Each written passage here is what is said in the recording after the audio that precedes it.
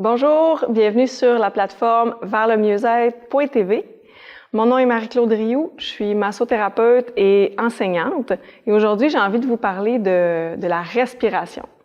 Donc tout le monde sait que c'est important de respirer, mais j'ai vraiment envie de vous parler du pourquoi c'est important et surtout qu'est-ce qu'on peut faire pour essayer de faciliter le passage de l'air dans les poumons. Et dans le fond, c'est pas tant pour vous parler de la respiration comme telle, comme d'essayer de bien respirer, hein, parce qu'on sait que dans certaines formes de cancer, le poumon, le cancer du sein, entre autres, mais je dirais dans un stade avancé, tous les types de cancers vont amener à un certain moment des difficultés respiratoires. Puis là, on parle vraiment que ce soit simplement une sensation d'avoir un petit peu de lourdeur, un peu d'oppression à la poitrine, puis on peut aller vraiment jusqu'à un essoufflement là assez important. Tu sais, la sensation de manquer d'air, on sait que c'est extrêmement paniquant et difficile de manquer d'air. Et les difficultés respiratoires vont être amenées par toutes sortes de raisons. Ça peut être des traitements qui vont amener ça. Ça peut être aussi le cancer en lui-même, c'est un effet du cancer, mais il peut avoir aussi des infections, il peut avoir des conditions respiratoires préexistantes. Donc, si vous aviez déjà des troubles d'asthme ou de difficultés respiratoires, ça va ressortir évidemment de façon plus marquée pendant la maladie. Et dans le fond, la première solution, la règle d'or, c'est d'essayer que vous deveniez le spécialiste de l'observation, en fait, dans les activités quotidiennes. Qu'est-ce qui soulage puis qu'est-ce qui aggrave les difficultés respiratoires? Est-ce qu'il y a des moments de la journée où c'est plus difficile? Est-ce que c'est en fonction de certaines de vos activités? Donc, que vous deveniez vraiment le spécialiste qui est capable d'observer, quitte à même le noter dans un cahier. Évidemment, s'il y a une des conditions qu'on a nommées tantôt, d'infection, d'asthme, etc., c'est important de traiter ça d'abord. Donc, il y a de la médication, il y a des traitements qui sont offerts pour ça. Parlez-en au personnel soignant. Mais sinon, il y a toutes sortes de trucs qui peuvent favoriser un relâchement, un apaisement, des choses que vous pouvez faire tout simple à la maison. Et c'est ça que je vais vous partager aujourd'hui. Donc, des exercices de respiration. Il y en a peut-être qui ont entendu parler de la cohérence cardiaque. C'en est une qui était quand même assez populaire, assez connue. Mais j'ai envie de dire les exercices de relaxation en général, tout ce qui amène de la détente et du repos. Pensez surtout dans les moments où vous ressentez un peu d'anxiété, c'est hyper important. Hein, l'anxiété va amener naturellement une espèce de sensation de blocage dans le diaphragme puis dans les poumons, donc qui va à son tour amener des difficultés respiratoires. Donc c'est vraiment un cercle vicieux là. On essaie le plus possible déjà d'adresser l'anxiété par n'importe quel truc qui vous relaxe, ça sera déjà vraiment un bon pas dans la bonne direction. Pensez aussi à toutes les positions qui favorisent la respiration. Donc, tous les moments où vous sentez que ça s'apaise. Ça peut être des positions particulières assises, souvent légèrement penchées vers l'avant, ça va aider.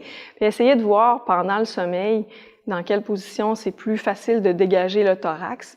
C'est sûr que c'est un enjeu quand même pas évident quand on veut dormir, quand on veut se relaxer, puis on sent qu'on manque d'air. Donc, varier les positions, essayer de trouver celle qui sera le plus confortable, puis il va falloir évidemment bouger pendant la nuit, se redéplacer, quitte à se relever, essayer de remonter un petit peu les oreillers dans le dos pour être un peu plus confortable. Vous pouvez aussi planifier votre horaire, donc les activités que vous voulez faire dans la journée, essayez de les planifier à l'avance, en fonction justement de votre niveau d'énergie. Donc, si vous savez que le matin, vous avez un petit peu plus de vitalité, bien, faites les activités qui exigent un peu plus de fonction respiratoire optimale, puis gardez les trucs un peu plus relaxants pour l'après-midi. Puis n'hésitez pas à faire des pauses, en fait. Si vous êtes en train de faire quelque chose puis vous sentez que ça nécessite beaucoup d'air, beaucoup d'efforts pour respirer, faites une pause. Vous pouvez vous arrêter dans les escaliers, vous pouvez vous arrêter sur un palier, peut-être avoir des endroits dans la maison où vous pouvez vous asseoir, même si vous êtes à l'extérieur, dans un centre commercial, peu importe. Faites des pauses, c'est vraiment important pour laisser le temps de reprendre son souffle, comme on dit. Et dernier truc, si vous pensez qu'avoir un ventilateur ou une fenêtre à proximité peut aider, c'est sûr que ça donne le sentiment qu'on a un peu plus d'air, donc ça va aider à aérer la pièce premièrement. Puis même si c'est froid puis qu'on est par exemple dans l'hiver, ben habillez-vous un petit peu plus chaudement, ouvrez la fenêtre un tout petit peu puis prenez le temps de respirer. Évidemment, l'idéal c'est de sortir à l'extérieur, mais si c'est pas possible pour toutes sortes de raisons, au moins ouvrir un petit peu la fenêtre, puis aller respirer quelques bonnes grandes bouffées d'air frais, ça va vraiment aider tous les tissus à être mieux oxygénés et ça va aider les poumons à mieux faire leur travail. Peut-être aussi dans la même idée, baisser un peu la température dans la maison parce que plus l'air est chaud, plus ça devient difficile là, pour les poumons de bien faire des échanges. Donc, un peu de fraîcheur, ça va aider à soulager la sensation que tout est congestionné, tout est pris dans le thorax. Si on y va avec des trucs un peu plus concrets, tout ce que vous allez faire qui va stimuler, qui va nécessiter l'utilisation des cordes vocales. Donc, on pense à chanter, à rire, à parler, même à fredonner. Donc, vous n'êtes pas obligé de chanter à plein poumon dans la maison. Juste de fredonner un air, ça va venir chercher le diaphragme, qui est le muscle principal de la respiration.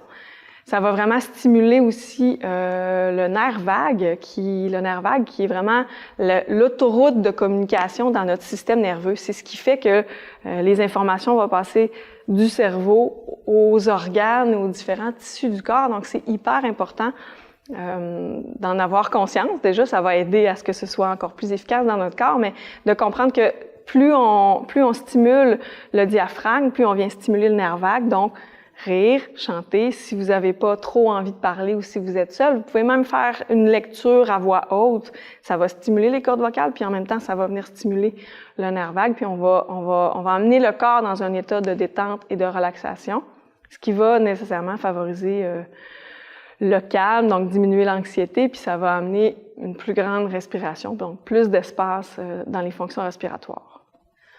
Deuxième truc que je vous donne pour aider à augmenter un petit peu les fonctions respiratoires, en fait, c'est un petit exercice de respiration que je vous invite à faire avec moi si vous avez envie de le faire en même temps. Sinon, vous pouvez le faire n'importe quand vous en ressentez le besoin ou vous sentez que vous avez assez d'énergie pour expérimenter quelque chose. Donc, ça s'appelle la respiration à lèvres pincées. Donc, je vous invite à vous placer dans la position qui est le plus confortable pour vous. Si vous avez besoin d'un support au niveau du dos, gênez-vous pas pour vous asseoir sur une chaise, sur un fauteuil, vous accoter sur un mur. Puis si c'est même encore trop difficile, vous pouvez le faire coucher complètement allongé au sol. Donc, on va venir doucement se déposer, peu importe que vous soyez assis ou couché. On peut même fermer les yeux. Et dans un premier temps, on va juste essayer d'observer notre respiration. Donc, on ne change rien, on n'essaie pas de la forcer, pas du tout. Au contraire, on devient juste spectateur de notre respiration.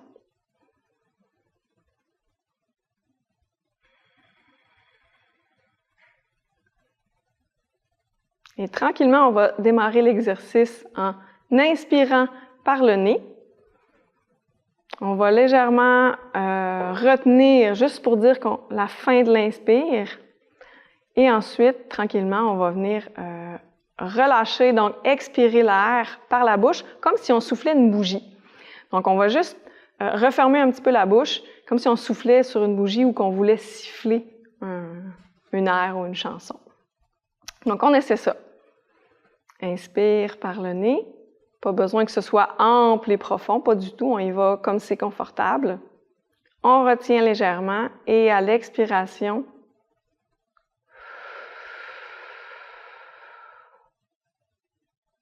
et on le refait comme ça quelques fois. Donc, je vous laisse le faire à votre rythme. Évidemment, ça varie énormément d'une personne à l'autre, donc allez-y avec ce qui est confortable pour vous. On va prendre quelques secondes pour le faire chacun de notre côté.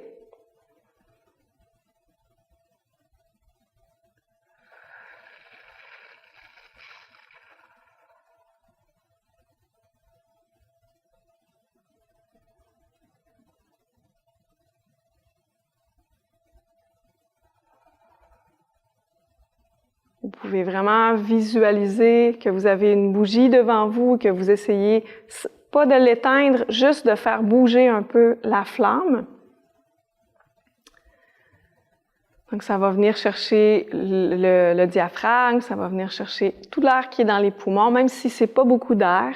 Pratiquez cette respiration-là et allez-y vraiment progressivement. Donc, quelques fois seulement pour commencer, surtout si vous êtes assez fatigué. Vous allez voir que les exercices respiratoires en général amènent quand même beaucoup de fatigue. Donc, on y va mollo pour pas s'épuiser davantage et essayez de le faire toujours sans forcer. Et peut-être qu'avec le temps, avec la pratique, vous allez voir que il y a plus d'aisance. Donc, la respiration ne sera pas nécessairement plus longue, mais ça se peut que vous sentiez que c'est de moins en moins difficile de pratiquer cette respiration-là. Troisième exercice que je veux vous partager aujourd'hui, c'est vraiment si vous sentez que vous avez quand même un bon niveau d'énergie, que ça va relativement bien pour la respiration. Donc, si déjà c'est assez avancé dans la difficulté respiratoire, je vous dirais de rester plus avec la respiration qu'on a fait tout à l'heure avec les lèvres pincées.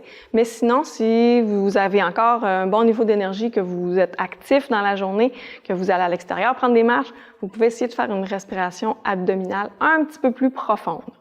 Donc, pour ce faire, on s'installe toujours dans la position qui est la plus confortable pour nous.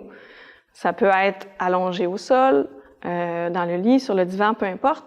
Mais sinon, en position assise, c'est la position qui est le plus favorable pour cet exercice-là. Donc, on va tout simplement allonger la colonne vertébrale. Vous pouvez être assis au sol comme en ce moment. Sinon, sur une chaise aussi, vraiment, il n'y a pas de problème si c'est plus difficile pour les jambes.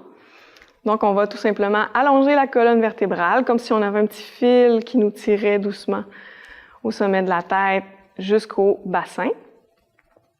Et on va venir tout simplement respirer. On peut même commencer par dérouler un petit peu les épaules vers l'arrière. Donc déjà ça va ouvrir le thorax, ça va amener un peu de relâchement au niveau des muscles pectoraux. Et souvent, déjà en faisant ça, on sent qu'on a envie de prendre des bonnes respirations, donc ça commence déjà à s'activer. Et si vous voulez mettre une main au thorax, une main sur l'abdomen, vous pouvez. Des fois, c'est plus difficile de sentir est-ce que ça bouge autant dans mon thorax que dans l'abdomen. Ça devrait être le cas. Donc, quand c'est pas très conscient, on peut essayer avec les mains d'amener un peu plus de conscience puis de présence. Donc, tout simplement inspirer. Toujours sans forcer, on va maintenir un peu l'inspire et ensuite on expire par le nez ou par la bouche. Là, vous avez le choix.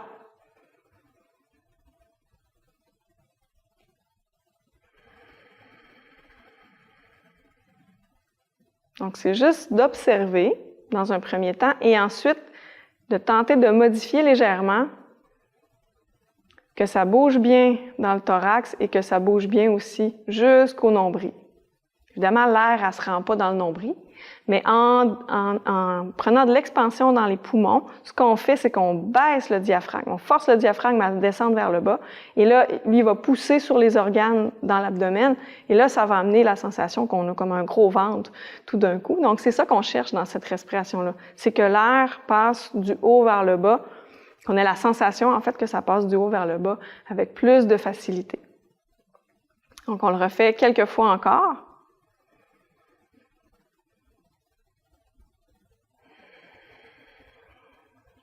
Et déjà, juste de le faire à quelques reprises, vous allez probablement sentir qu'il y a un moment où on veut prendre une grande respiration. C'est correct, on le fait, on laisse le corps s'auto-ajuster avec l'exercice qu'on est en train de faire. Puis, pratiquez-le sur de courtes périodes, puis comme un entraînement quand on se met à faire un sport. En fait, on va essayer de développer la pratique, puis on va prendre de l'endurance, si on veut.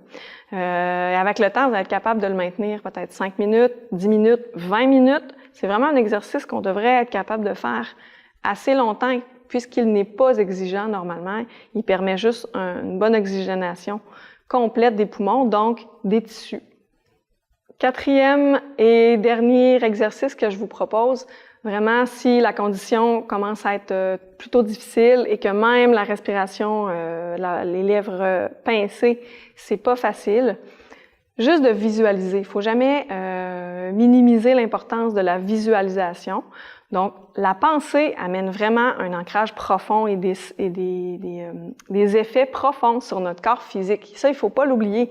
Donc, par la simple visualisation que les poumons prennent de l'expansion, que l'oxygène est distribué dans l'ensemble de votre corps, vous allez déjà avoir énormément de bienfaits que vous allez ressentir dans votre corps. Donc, ça amène dans la relaxation, ça amène dans le repos, dans le bien-être. Donc, on sécrète des hormones de bien-être, encore une fois, parce qu'on stimule le nerf vague, parce qu'on stimule le diaphragme. Donc, on est encore en plein cœur du système nerveux pour induire un état de détente et de relaxation qui est profond. Donc, imaginez que ça circule de façon fluide, fermez les yeux. Vous pouvez même trouver certaines méditations guidées qui sont juste des visualisations sur la respiration. Puis, encore une fois, on le fait un petit peu. C'est possible que ça amène à s'endormir parce qu'on est vraiment dans la relaxation. Donc, s'il y a de la fatigue, ça se peut que tranquillement, ça vous amène dans le sommeil. Puis, c'est bien correct comme ça. C'est ce qu'on cherche, c'est à se détendre, puis à calmer un peu la nervosité, l'anxiété, puis essayer de stimuler autant que c'est possible dans la condition actuelle les fonctions respiratoires. Et pour terminer, rappelez-vous que juste d'amener une conscience qu'on respire, hein, ça a l'air fou dit de même, mais juste prendre conscience qu'on respire, c'est déjà beaucoup. On arrive à dire à notre corps consciemment, c'est beau, tu peux te détendre, tu peux te relaxer. Parce que quand on oublie qu'on respire, en fait, la majorité du temps dans nos journées, on oublie qu'on respire. Ça se fait de façon autonome. Puis ce qui se passe dans ce temps-là, c'est que souvent, on s'en rend pas compte, mais on respire juste assez là pour pas perdre connaissance puis pas manquer d'oxygène, mais c'est pas optimal, puis ça fait que notre cerveau, lui, il tombe en mode panique. Il tombe un peu en mode survie. Puis dans ce temps-là, la réponse de stress est déclenchée dans notre corps, on sécrète des hormones de stress, puis là, ben toute la réaction s'enchaîne avec la nervosité, de l'anxiété. On dirait que même dans notre cerveau, on commence à manquer encore un peu plus d'oxygène. Puis là, ben, c'est pas je pense qu'il y a personne qui a besoin d'une extra dose de stress dans nos vies, personne. Donc, il me reste plus qu'à vous dire bonne pratique. Expérimentez des petites périodes d'exercice parce que ça peut être fatigant. Puis allez-y vraiment avec le feeling. Puis surtout, amusez-vous et faites-vous du bien.